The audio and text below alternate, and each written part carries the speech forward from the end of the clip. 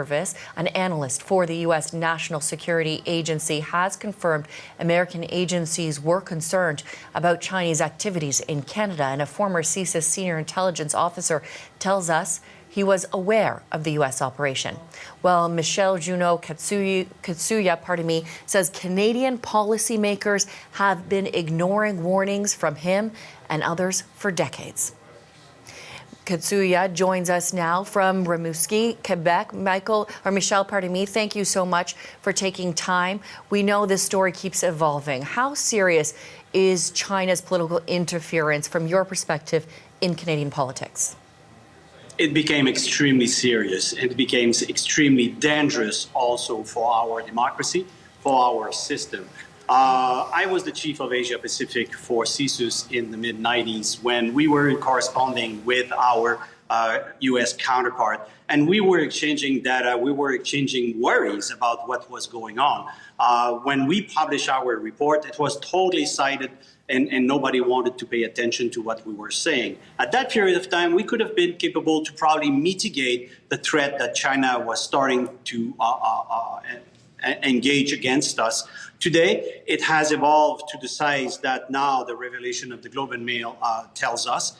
And this whistleblower is doing us a service to reveal what all government, every party, every government has ignored for decades now. So it's not only this current government that is at fault. All previous governments were also ignoring what we were saying. So, Michel, as you said, you've been raising these flags of interference for years. Why do you think it has taken so long for all of this to come out publicly? I think there is two reasons. One of the reasons is that there was an element of partisanry. There was an element that could be useful to the government in power or the people who wanted to get in power or stay in power. And they saw useful to simply keep a certain statu quo.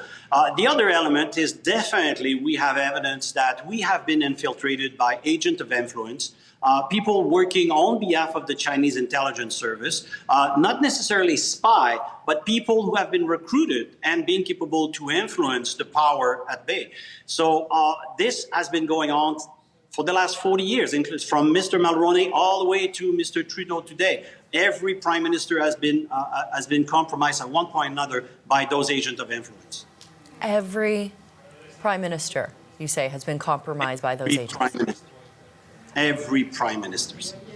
Every government, every office was compromised. And when we brought the warning, nobody listened.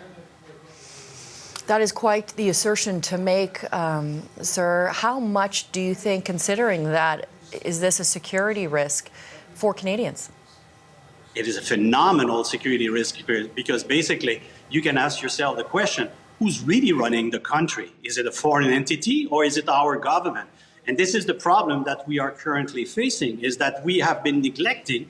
And at the end of the day, we might need an independent body to investigate properly what is going on currently. Not a question of finding the culprit in the past, but definitely trying to take the measures today in order to protect ourselves for the futures. And we need to sort of inspire ourselves from some action that were taken, like, for example, in 2017 in Australia, they vote for a law against foreign interference. We need that kind of tools to be capable to enforce some kind of protection, and as the whistleblower was saying, some form of accountability as well.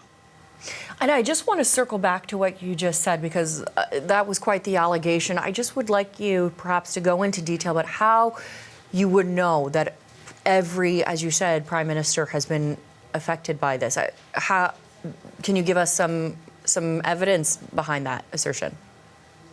I cannot go and give evidence at this point because it would be too sensitive. I don't think it is the right venue to give the evidence at this point. But definitely I can say we had evidence. The proof is that you have somebody today that gave and leaked very important documents supporting what basically I'm telling today. And we have way back documents coming back from the mid-90s that sort of proved also that kind of situation. I think it is to be investigated by the proper body that will be independent and accountable to the public, basically, because we need now to be capable to assure that future government will not fall into the same groove and replicate what the previous governments have been doing. All right, so we will be watching for that, but we do know that, Michel, you will be appearing in front of a special committee this week. Can you give us a sense of what you're going to say?